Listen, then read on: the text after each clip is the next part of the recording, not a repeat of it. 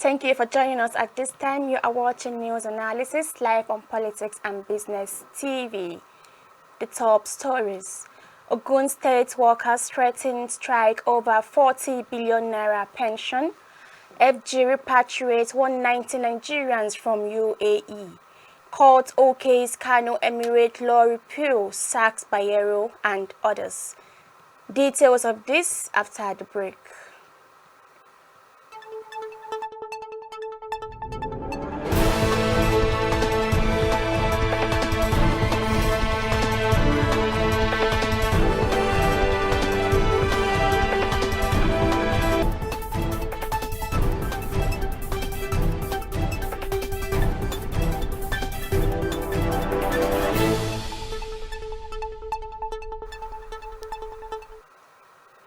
Welcome back. My name is Amina.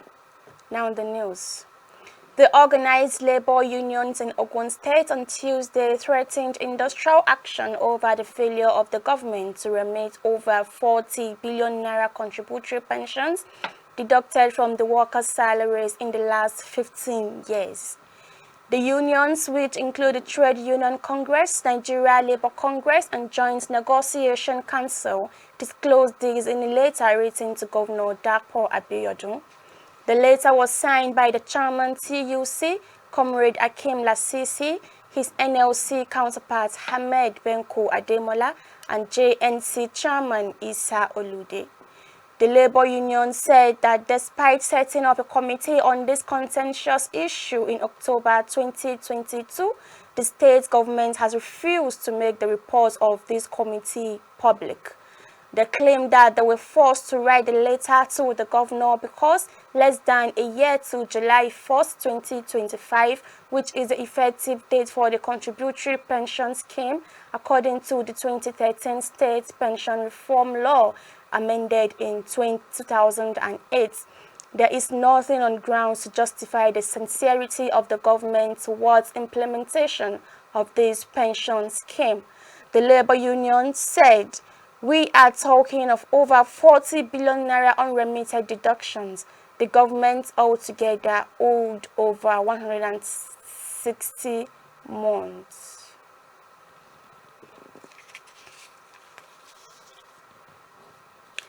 And now the federal government has repatriated a total of 190 Nigerians from the United Arab Emirates. According to a statement released by the National Emergency Agency, signed by its General Director, North Central Zone, Bashir Gargra, on Tuesday, the returnees arrived at the Nnamdi Azikiwe International Airport in Abuja at 5:57 a.m. on Tuesday and were received by a combined team of government officials led by NEMA. NEMA reports that the returnees have undergone profiling and documentation by relevant agencies and have been sensitized on the importance of conducting themselves with decorum and responsibility upon their return to Nigeria. And now to state matters, where the Kano State High Court, presided over by Justice Amina Aliyu, on Monday perpetually restrained Alhaji Aminu Ado Bayero from parading himself as the Emir of Kano. The court has barred the deposed emirs of Bichi, Rano, Gaya, and Karaye from parading themselves as emirs. The judge ruled in a suit filed against the 5 deposed emirs by the Kano State government. The suit followed the repeal of the Kano Emirate Law 2019 on May 23, 2024 by the Kano State House of Assembly, abolishing the 5 emirates created from the old Kano Emirate by ex-Governor Umar Kanduje.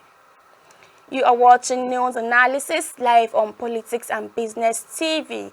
We will be going on a short break, and when we're back, we shall be joined via a phone call by our guest for today, Mr. Yushua Aliyu, an economist who will be analyzing our today's topic, rising inflation, more woes for the Nigerian economy. Stay tuned.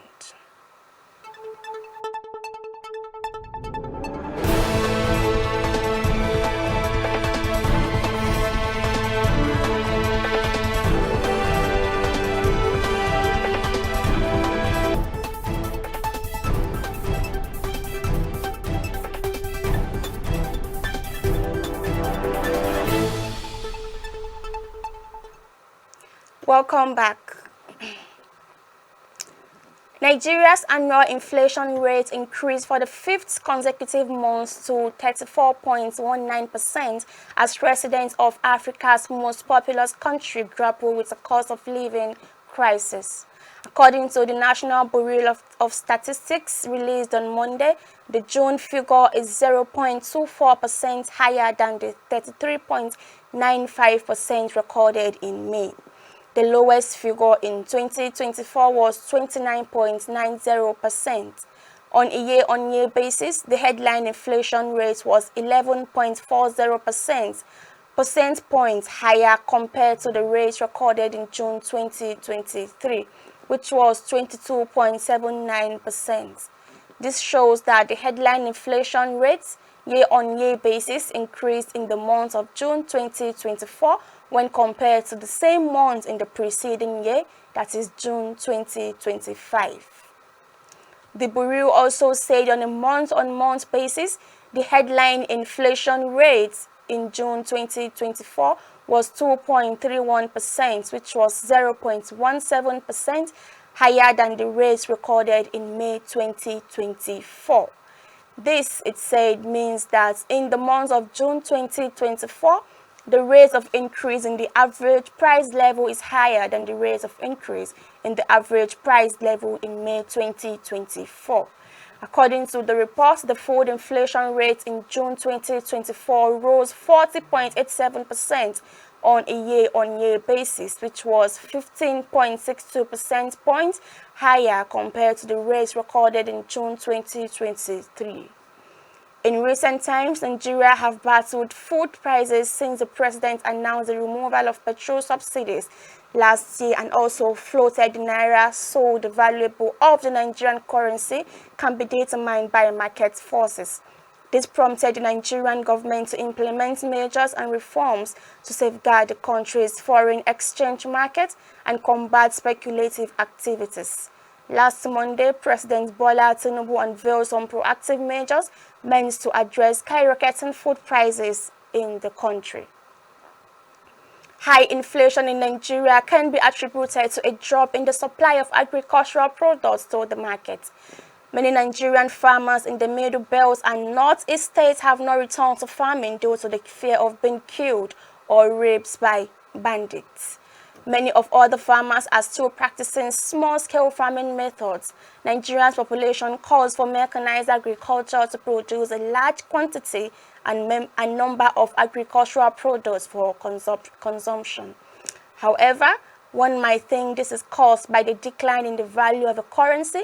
This is not usually the case. Inflation can be regarded as the increase in the circulation of money within an economy coupled with a rapid increase in prices of commodities and services, thereby reducing purchasing power. And according to a view among world-renowned economists, inflation ensues when the money supply in an economy far exceeds its economic growth.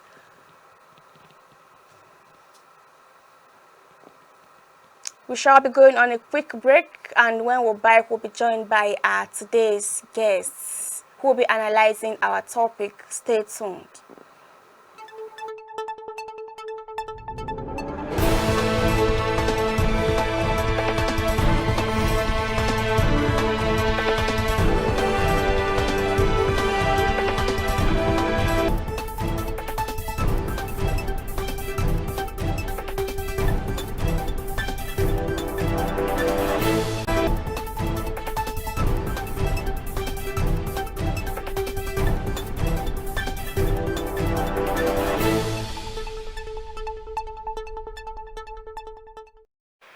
And now I have Mr. Yushra Aliyu on phone call, who will be analyzing our today's topic, rising inflation, more woes to the Nigerian economy. Good afternoon, Mr. Yushra Aliyu. Thank you. Good afternoon, Nigeria. So it is no news that the country is in shambles as regarding the increase in prices of goods and services. Let me say increase in costs of living. Nigerians are suffering. So I will not want to ask how we got here. Let me start by asking you, how is the supply chain involved in this inflation? A supply chain is involved in this inflation because of high cost of transportation. Any good that is produced in the local economy has to be transported to urban economies, and that involves transportation. And once transportation is changing, the price of the multiplier is changing, prices has to change automatically, because every investor, every entrepreneur is out to make profit, and that profit is a margin, and that margin has to be accorded for a business to thrive, and that is why supply chain is affecting general price level, and that is why also we have to be more careful in changing the multipliers, because prices are likely to change, and if they are changing, they are going to cause additional price, and that additional price is an additional burden to consumers. So with the level of inflation in the country, how far-fetched is hyperinflation? How perfect? How far-fetched, like how far from us is hyperinflation in Nigeria? Oh no, you see, the situation in Nigeria is even greater than hyperinflation. It's a stagflation, where you have high unemployment and you have high inflation, and that is why you find many families are not doing well, and that is why you have a lot of businesses closing, because the hyperinflation will not allow income to have any purchasing power, and that is why also you have insecurity is rising, because a lot of potential consumers are out of their jobs, and since they are out of their jobs, they have to feed, they have to consume, and in consuming, they have to face a lot of challenges, and that challenges is what is now crippling the economy, and we're having slow growth process. So in essence, Nigeria is beyond hyperinflation. Of course, yes. It's beyond that.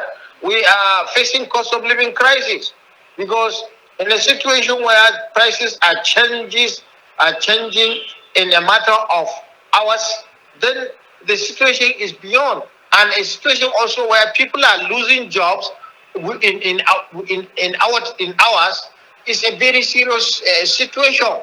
If you are a transporter and you cannot afford to buy, for instance, PMS above 700 naira, because if you afford 700 naira, if you can, the consumers, that is the commuters, none of them have that same price increase to pay you, then you will be running at loss. And if you are running at loss, definitely the best thing for you not to incur losses is to abandon the business. And that is why you find many transporters are parking their vehicles, and you also have many people cannot go to their business points because they cannot afford to, because prices are skyrocketing and persistently. And that is why proponents of inflation like Hickson economics always asserted a situation where general price is changing persistently. That is like demand on inflation. No, it's not. It's not demand on. People don't have even. People cannot demand. When demand is mentioned, we are speaking in economics. Demand has to be effective. How? Because any demand has to back by the ability to pay the price. If you want to demand a product and you don't have the purchasing power, you are not. That is not an effective demand, and that is why today you find many people cannot feed themselves. Many people cannot transport themselves. Many people cannot take themselves to hospital. Many people cannot even associate freely with their communities. But then, is there any hope left that Nigeria will ever recover from this? Many economies suffer this issue, but drastic policy measures have to be introduced, and it has to do with fiscal policies and as well as monetary policies, like rightly guided by Dangote Group, the president of Dangote Group, that he has cried against the central bank raising NPR and telling the bank that no, there is no individual that can bring growth when interest rate is as high as 30%. So these are some of the things that I think if we are to check the problem on ground, we have to check the supply bottlenecks. And I'm happy that President Tinubu is a listening president. He decided to make an intervention by relaxing certain category of taxes and levies for food to be imported. And those who are even against importation of food, are they aware that we don't have the capacity to produce the required metric tons that we are to consume in this country? Those who are also stressing the point that there is food in this economy, they are not realistic. Don't just see food in the market and assume that there is food. It's like when you see books in bookshop and you assume people are literate. People have to get the books, people have to read the books before they understand the content of the book and become literate. That is exactly what transpired in the market. If each and every household is to buy food in his own community today, the entire food in that community will vanish. Households don't have income to buy food. That's why you are seeing food. People are exhausted. People are incapacitated. People are fixed in their own legitimate earnings. And that is why today inflation is changing. Prices are changing. If you can afford to buy a loaf of bread of 500 naira and the price changes to 1,500, you have to do away without it. And that is the consequence of this persistent inflation that is killing productivity, that is killing industrialization, and also killing society in general. So I think government has to look at monetary and fiscal policies and make certain adjustments and make sure that the supply bottlenecks are clear and the food metric tons requirement of all categories of crop and other things must be taken care by the government. Out of curiosity, I want to know, when was the last time Nigeria had a moderate inflation level and what was done differently as at then? It was in 2009 when inflation was the single digit. Now inflation was 9.5, 9.6%. And what was done at that time, there was food sufficiency, prices were stable, there were more windows that exporters are using, and there was relative stability. Remember in 2009, there was economic meltdown that affected several economies, but because there was savings by the monetary authorities, by the fiscal authorities, we were able to stabilize all the shocks, and Nigeria was better. People income was doing well, and that was when Nigerians were buying a 50 kilogram of rice at 4,000, 5,000, that is produced locally. And the one that is imported, 50 kilogram, was 6,000. And people can afford all categories of food. And there was relative peace and stability. There was no Boko Haram, there was no banditry. So farmers were in their farms, there was good economic environment. These are the things that we require to have for us to have stability and to have prosperity in our economy. So, looking at the state of the country at the moment, how low should inflation be for us to have economic growth, for the economy to grow?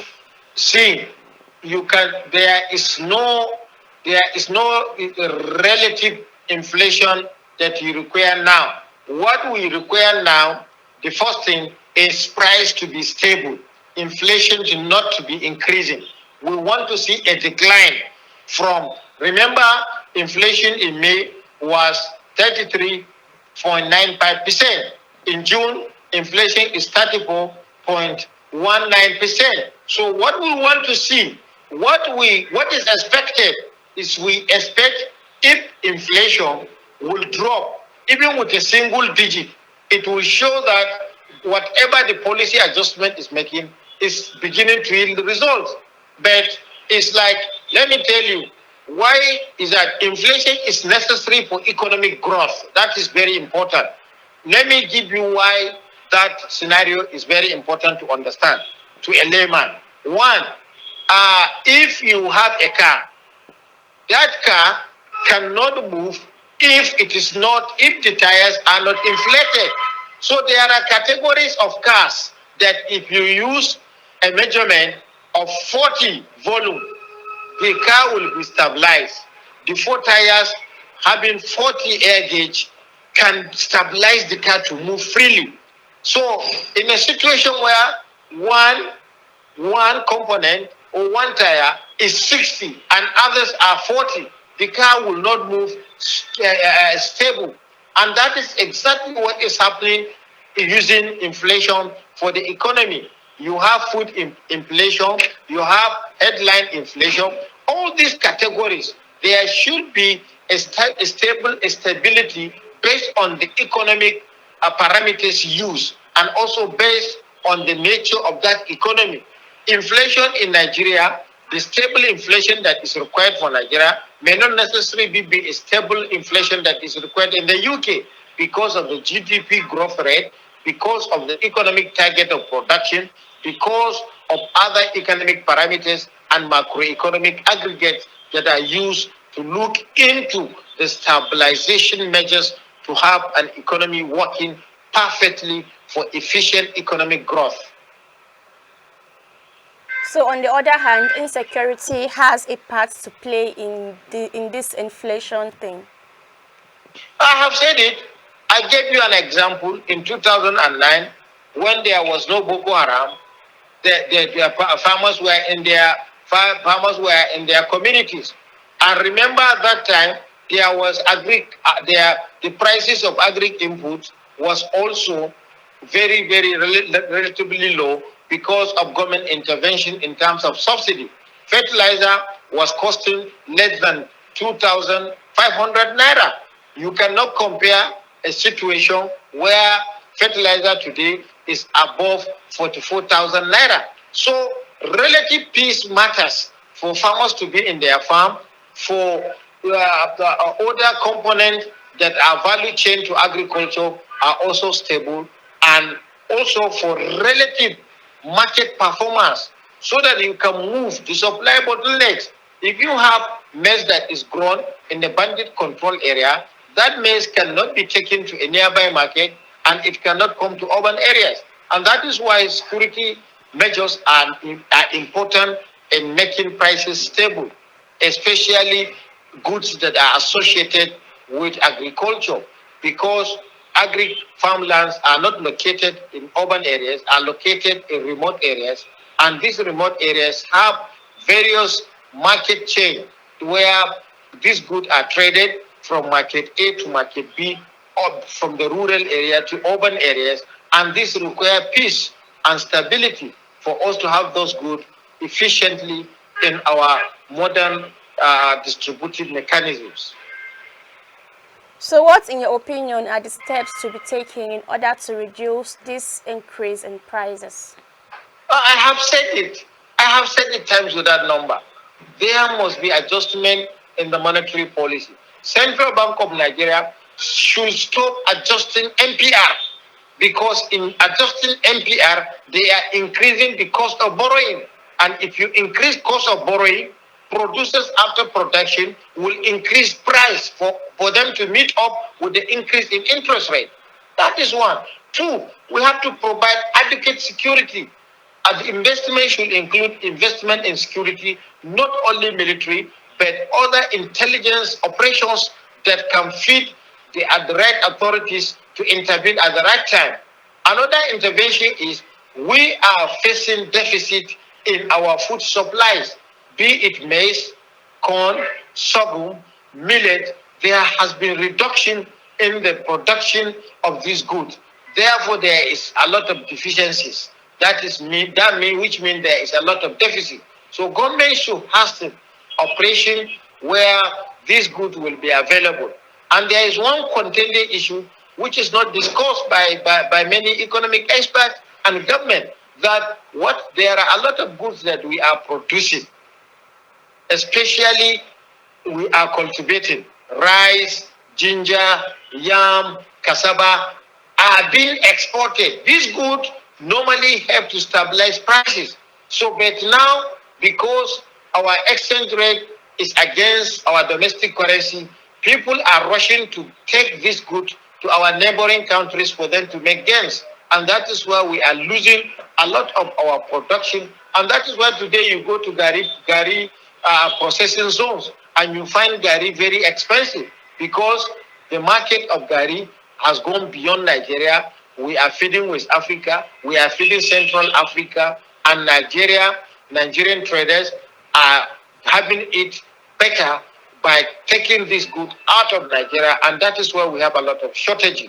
So effort has to be made to strengthen our currency so that whatever the value our traders are looking outside, will have it within this domestic economy called Nigeria, because we have the market, we have the potential growth, and we also have potential strength to produce more. So there should be direct policy adjustment from the federal government, the state and local government, for us to have additional capacity in our agri sector and other manufacturing sectors, for us to have a stable price for good performance of our economy. Thank you very much for joining us on the program today. Thank you very much, Emir. And that has been Mr. Yushra Aliyu, an economist. And that will be the size of the program for today. Thank you for staying tuned. Bye for now.